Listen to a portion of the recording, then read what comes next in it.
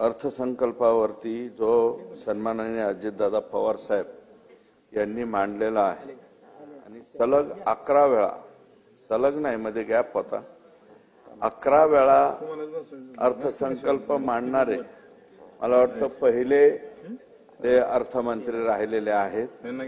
यापूर्वी 9 किंवा 10 वेळापर्यंत गेलेले, परंतु यावेळेस 11व्या वेळा अजितदादांनी अर्थसंकल्प मांडलेला आहे। त्याच्याबद्दल मी या ठिकाणी त्यांचं अभिनंदन करतो अजितदादांचं। आणि उत्तरदायित्व व वित्तीय व्यवस्थापन कायद्यानुसार राजकोषीय तूट स्थूल राज्य उत्पन्नाच्या 3% पेक्षा कमी ठेवण्यातही शासन यशस्वी ठरलेले आहे। त्याबद्दल त्यांचं मनापासून या ठिकाणी अभिनंदन करतो। सन्माननीय अध्यक्ष महोदय, याच्यामध्ये साधारणतः 288 मतदारसंघ हे आमचे महाराष्ट्राचे आहे। यापैकी 132 मतदारसंघामध्ये शहर किंवा निमशहरी अशा पद्धतीचे मतदारसंघ येतात आणि 156 मतदारसंघ हे ग्रामीण भागात येतात। परंतु एकंदरीत त्याचे विभाग आणि खर्च होणारा पैसा याचा जर विचार केला तर 156 ला 132 भारी पडतात का काय, अशा पद्धतीची काही प्रकार या ठिकाणी आपल्या समोर दिसतोय। कारण अध्यक्ष महोदय, ग्रामीण भागाला आपणही जिल्हा परिषदेचे सदस्य म्हणून निवडून आलेला होता। अजितदादांचा बारामती मतदारसंघ आहे। कदाचित मला वाटतं बारामती शहराचं मतदान एकीकडे झालं असेल आणि सगळ्या ग्रामीण भागाचं मतदान एकीकडे झालं असेल, अशी एकंदरीत परिस्थिती आहे। आता ग्रामविकास विभागाची तरतूद जर पाहिली तर अध्यक्ष महोदय 11,480 आहे आणि नगर विकासी 10,692 आहे। म्हणजे जवळपास इक्वल ही तरतूद या ठिकाणी करण्यात आलेली।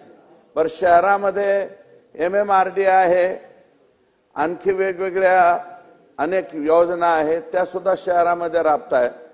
म्हणजे मुंबई, ठाणे, पुणे, त्याच्यानंतर नाशिक एवढ्या एरियामध्ये जर पाहिलं तर पैसा जो आहे तो मोठ्या प्रमाणावरती खर्च झाल्याचं या ठिकाणी दिसतंय।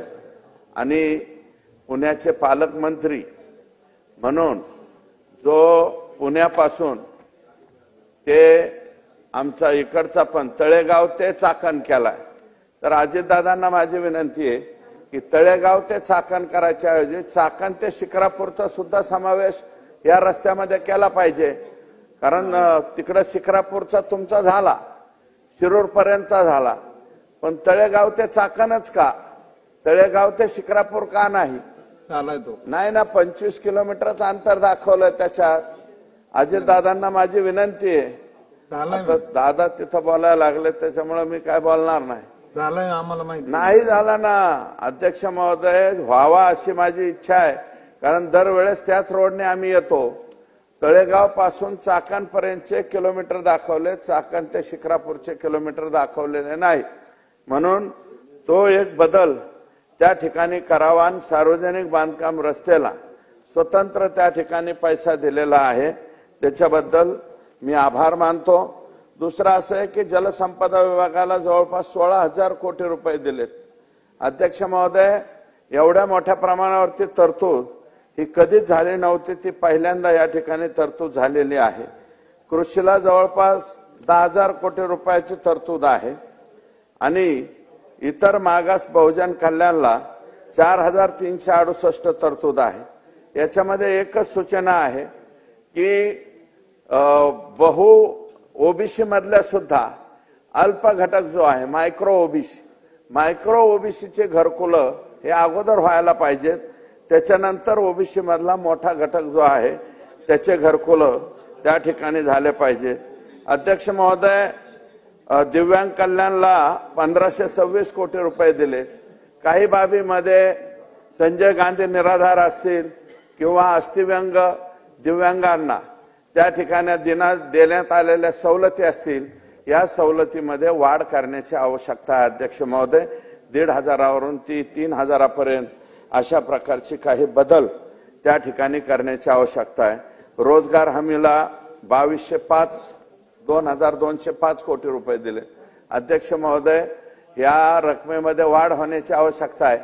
ग्रामीण भागामध्ये विहिरीचं काम करायचं असेल, त्याला शेत तलाव करायचा असेल, शेतकऱ्याची फळबाग करायची असेल, शेतकऱ्याची बांध बंदिस्ती करायची असेल, सीसीटी करायची असेल, तर एकमेव पर्याय म्हणजे हे एकमेव रोजगार हमी योजना डिपार्टमेंट आहे, मनरेगा डिपार्टमेंट आहे आणि याच्यामध्ये राज्य हिस्सा कमी आहे, केंद्राचा हिस्सा जास्त आहे।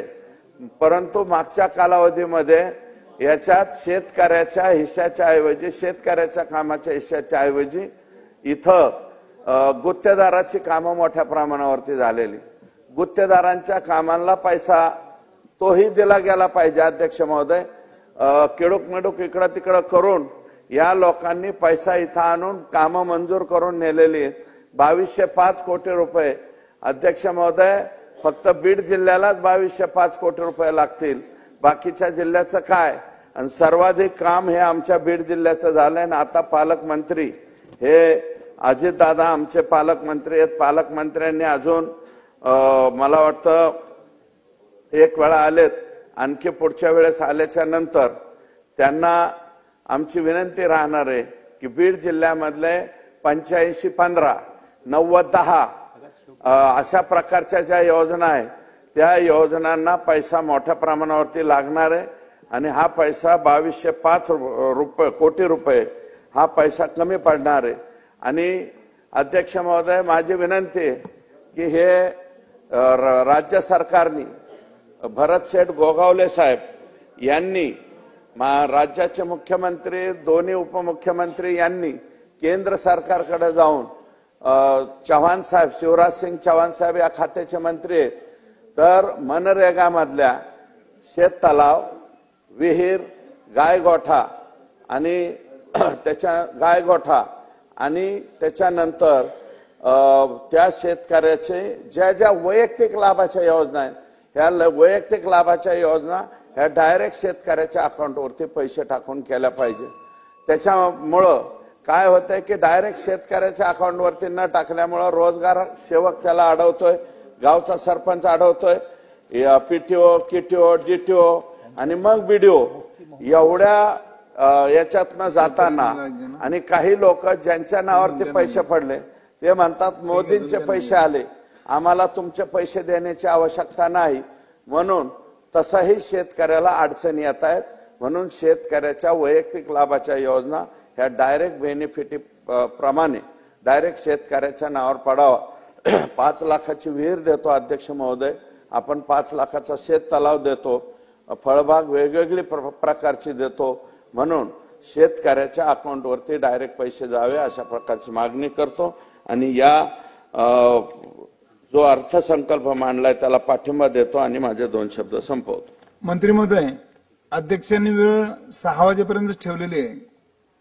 अध्यक्षांनी वेळ 6 वाजेपर्यंत ठेवले, सदस्य साधारणतः 25 आहेत दादा,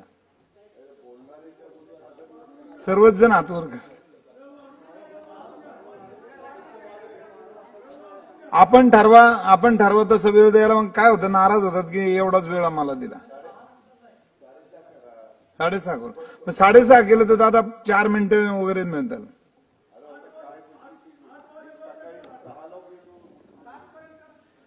रात्री दादा 12:15 पर्यंत चालवलं होतं सभागृह।